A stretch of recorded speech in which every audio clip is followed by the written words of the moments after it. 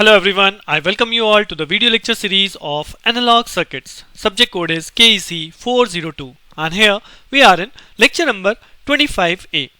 So in the previous lecture of this unit हम लोग cover up कर चुके हैं what do you mean by frequency response, what is the frequency response of common emitter, common source amplifier अगर मैं बात करूँ low frequency response या high frequency response. तो these are single stage amplifier. इसके साथ साथ हम लोगों ने किया है एक cascade amplifier which covers your topic that is frequency response of multi stage amplifier. Now proceed to the next. In this lecture हम लोग बात करने वाले हैं a new topic that is called power amplifier. Power amplifier क्या है? What are the different classifications of power amplifier? कितने category में होता है? Then उसके बाद जो हम यहाँ पे एक कैटेगरी डिस्कस करने वाले हैं, this is your class A amplifier. Series fed class A amplifier और इन amplifier के अंदर जो हम पैरामीटर स्टडी करेंगे that is efficiency, what is input power, what is output power. तो चलिए स्टार्ट करते हैं power amplifier. So, power amplifier. अभी तक हम लोगों ने देखा है small signal amplifier. That signal amplifier the main features are amplification linearity and magnitude of gain.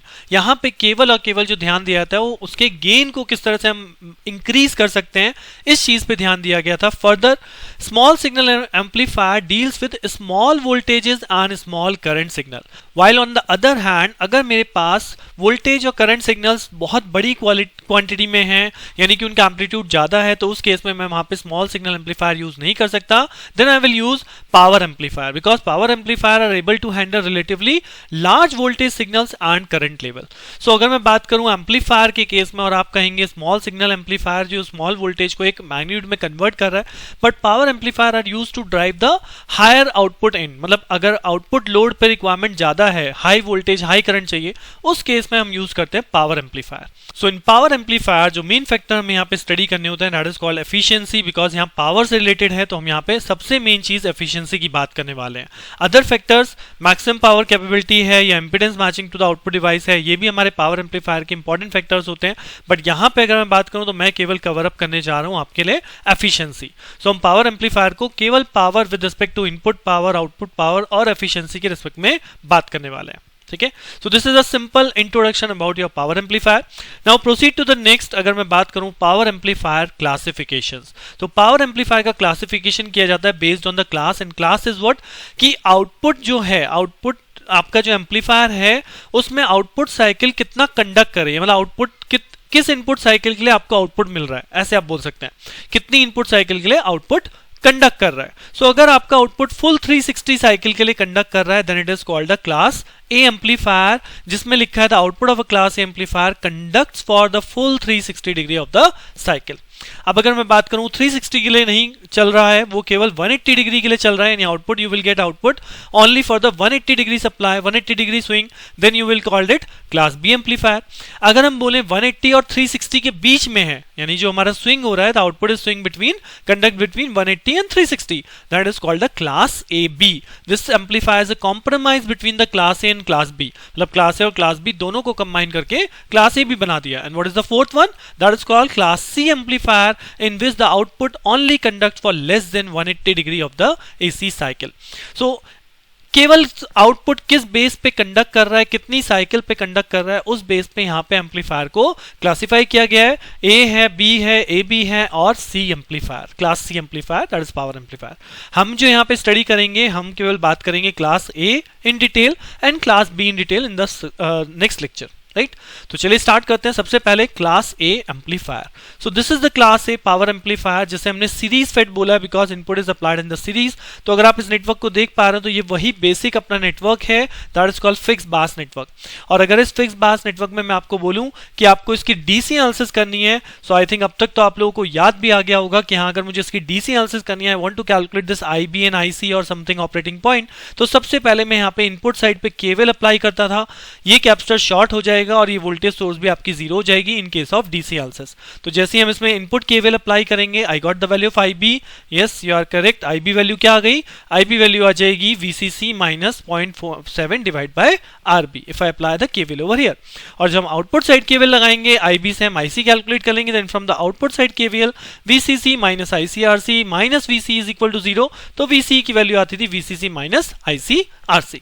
तो यहाँ पे क्योंकि क्वेश्चन सेम है, बस यही सेम ट्रांजिस्टर का फर्क है कि यहाँ पे नॉर्मल ट्रांजिस्टर ना होके we will use a power transistor, बाकी सब कुछ एज इट इज है, तो कोई नई चीज आप यहाँ नहीं देखेंगे। हाँ बस नाम चेंज हो गया, that is called power amplifier. हमारा एनालिसिस बदल गया कि हम यहाँ पे पावर के बारे में बात करने वाले हैं। तो this is my DC analysis जो कि बिल्कुल सेम है।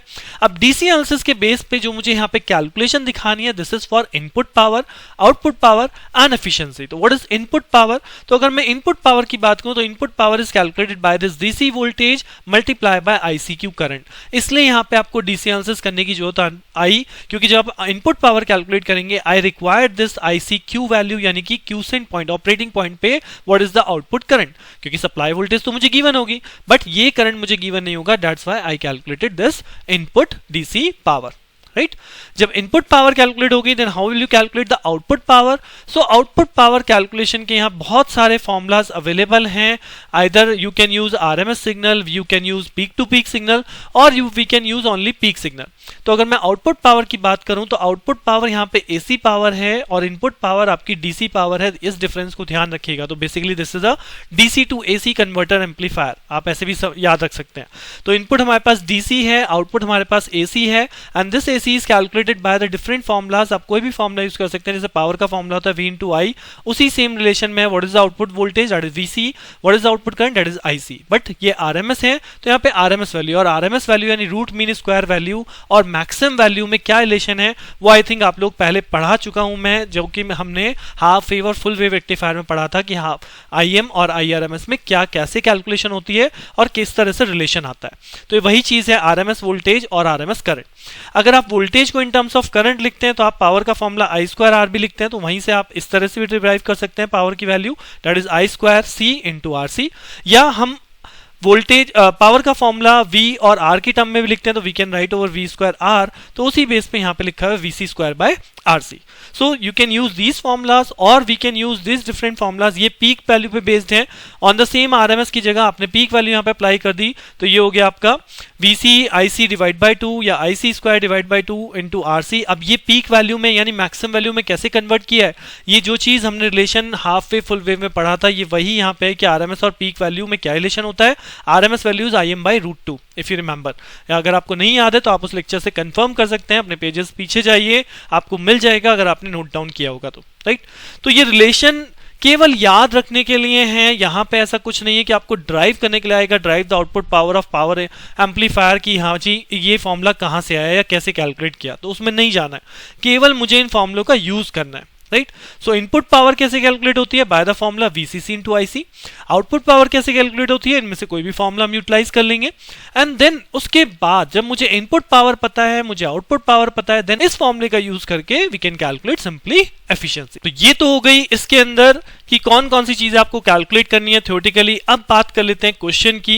इस पे क्वेश्चन थ्योरेटिकली आया तो आप ये सब एक्सप्लेन कर सकते हैं। अगर क्वेश्चन न्यूमेरिकल पॉइंट पे गया तो लाइक दिस क्वेश्चन, मैंने यहाँ पे क्वेश्चन भी चूज किया है that you have to calculate the input power, output power and the efficiency of the amplifier circuit. Directly बोला जा सकता है कैलकुलेट द एफिशिएंसी। तो अगर आपको एफिशिएंसी कैलकुलेट करनी है then you have to calculate the input power as well as output power for this given circuit.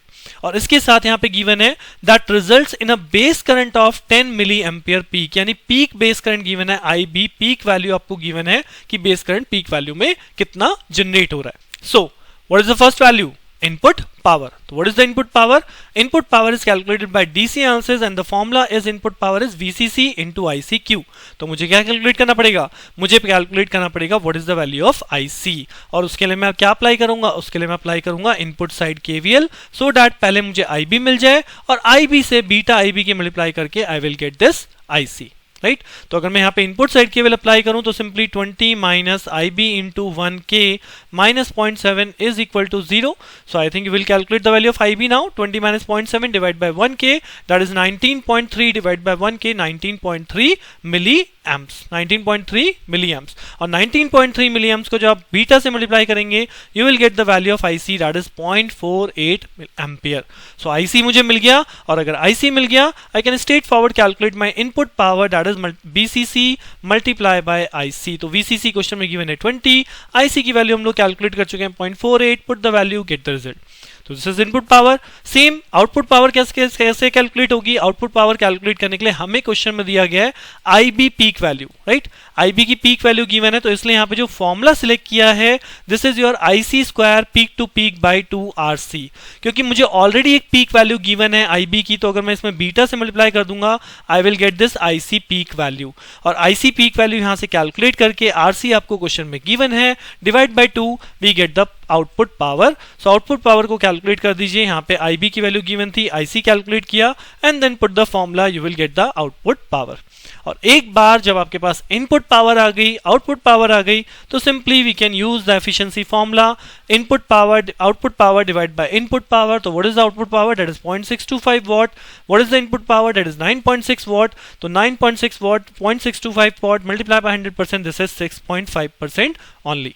तो क्लास ए एम्पलीफायर देखिए कितना कम एफिशिएंसी है, दिस इज ओनली 6.5 एम्पलीफायर। इसी वजह से इसको डिसएडवांटेज भी आप बोल सकते हैं कि इसमें जो मैक्सिमम एफिशिएंसी कैलकुलेट की जाती है वो केवल 25% होती है। सो इनपुट को आउटपुट पावर, यानी अगर हम डीसी टू एसी कन्वर्जन की बात करें तो ये केवल और मैक्सिमम केस में 25% कन्वर्जन करता है। तो इसलिए यही इसकी डिसएडवांटेज भी बोली जाती है। एडवांटेज के तौर पे तो है ही कि सिंपल है, लेकिन डिसएडवांटेज के तौर पे एफिशिएंसी बहुत कम है। इसी चीज के लिए हम पढ़ेंगे next amplifier, that is called power amplifier category class B amplifier. So इस लेक्चर में यहीं तक रखते हैं। नेक्स्ट लेक्चर में हम लोग आपसे मिलेंगे जिसमें हम बात करेंगे क्लास बी एम्पलीफायर के ऊपर। So stay tune with me. Thank you.